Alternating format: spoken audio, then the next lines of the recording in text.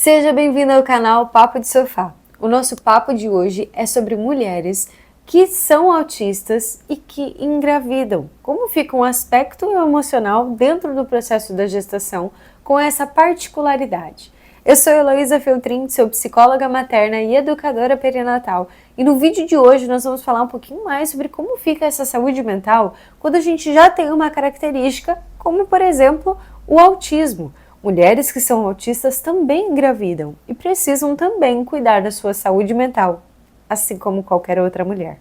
Vamos juntas?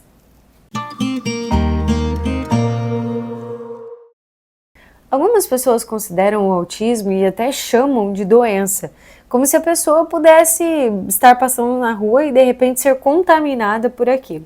E na verdade isso é uma ideia totalmente errada sobre o que é o autismo.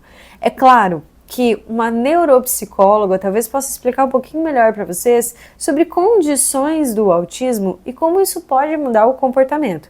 Mas o foco desse vídeo hoje é a gente falar sobre quanto isso muda a questão gestacional e como a gente precisa ter cuidados que são importantes quando a gente fala de uma característica do comportamento que nasce com a pessoa.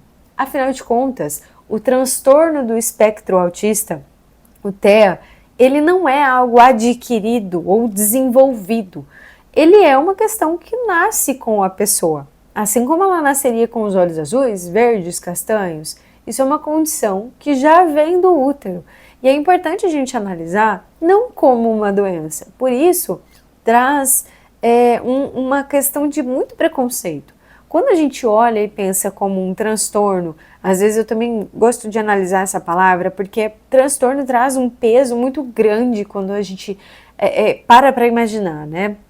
É como se a pessoa estivesse fora de um padrão normal. E se a gente for parar para pensar, não existe um padrão, pois não tem como as pessoas serem iguais, por mais semelhantes que elas sejam. E é legal analisar esse ponto, pensando que o autismo, ele vai ter condições diferentes, que afetam principalmente a comunicação, a interação social, tem pessoas que têm uma dificuldade um pouco maior do que as outras, mas essas são características e condições muito semelhantes nos autistas. Tanto que quando a gente faz um processo diagnóstico, essas são umas das questões que são mais avaliadas. Como é o relacionamento, como são os comportamentos, como é a dificuldade da comunicação, né? Que são pontos que podem variar, mas que são comuns entre pessoas que têm uma característica autista. E aí algumas pessoas falam que o autismo ele começou a ganhar fama agora, né? E que tá comum ser autista, né? Qualquer um pode ser autista. Como se fosse qualquer um pode ser um cantor, por exemplo, né? Qualquer um pode ser psicólogo. Na verdade, o autismo, ele, como eu disse, né? Não é uma questão adquirida, né? Você passou por um trauma e isso desenvolveu um autismo. Só que hoje em dia a gente tem condições melhores de estudos que trazem mais base e a gente consegue fazer uma avaliação melhor da pessoa e ter um diagnóstico de uma forma que isso potencialize e desenvolva a pessoa, né? Então, às vezes, as pessoas têm medo de receber um diagnóstico, têm medo de buscar um psiquiatra, uma neuroavaliação, por exemplo, mas isso traz, liberta, não aprisiona, né? E é importante nós pensarmos sobre isso porque esse diagnóstico tardio, ele pode ser um problema que, por exemplo, dentro da gestação, vai dificultar alguns exames, alguns processos, algumas vivências que a mulher precisa passar durante a gestação, né? Por exemplo, a gente sabe que os ultrassons, eles são invasivos muitas vezes. E às vezes uma pessoa que tem essa característica em relação ao comportamento, em relação à comunicação, podem se sentir muito mais acuadas e isso acaba sendo um prejuízo. Então, é claro, mulheres autistas podem engravidar?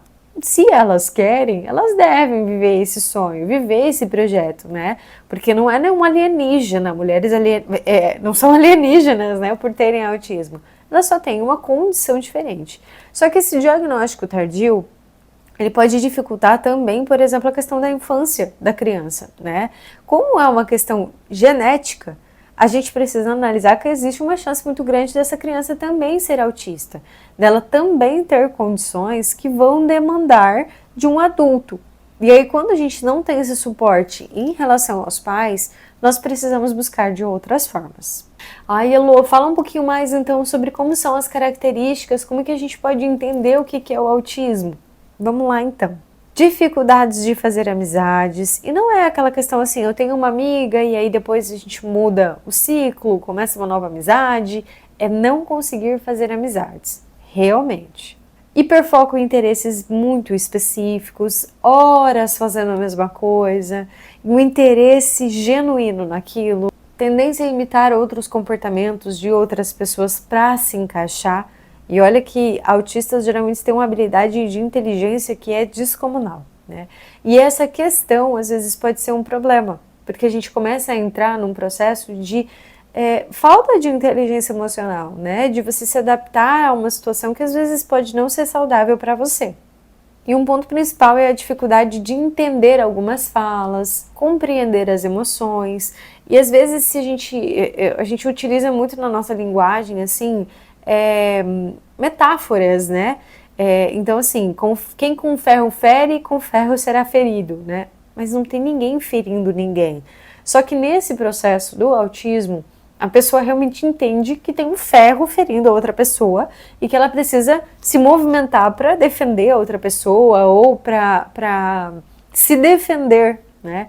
Então são características bem específicas que podem ser legais de serem prestadas atenção, caso você também precise de um diagnóstico. E é até difícil a gente conseguir mensurar algumas coisas dentro da maternidade, porque ela vai ser diferente para cada mulher. E para o autismo, ela pode apresentar características ainda mais difíceis. Por exemplo, uma mulher que tem uma dificuldade sensorial em relação a toque no corpo, a essa vivência.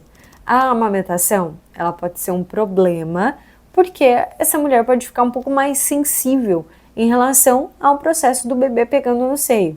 O mesmo vale para o parto, o mesmo vale para o processo cirúrgico, o mesmo vale para a vivência no pós-parto.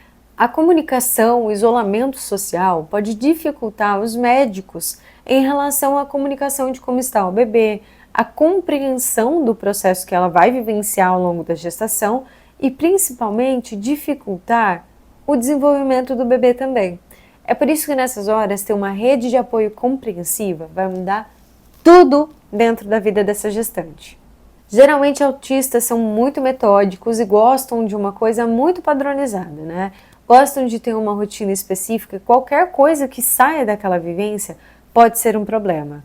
E mães autistas podem ter essa demanda também e pode dificultar a questão da inteligência emocional porque um bebê acaba trazendo muitas mudanças, né? E essa rotina muito estruturada pode ser um problema dentro da saúde emocional dessa mulher. E sabe, essas diferenças no comportamento, eles não apresentam um risco, eles apresentam uma nova possibilidade e uma nova forma de maternar. Mulheres autistas podem enfrentar uma dificuldade maior, mas elas também podem trazer essas habilidades e as potencialidades para dentro da maternidade. Compreensão, a aceitação e o suporte adequado são fundamentais para que essa mãe consiga se desenvolver dentro da gestação, dentro do processo da maternidade e realizar os seus projetos de vida também, de uma forma que ela se sinta plena e satisfeita.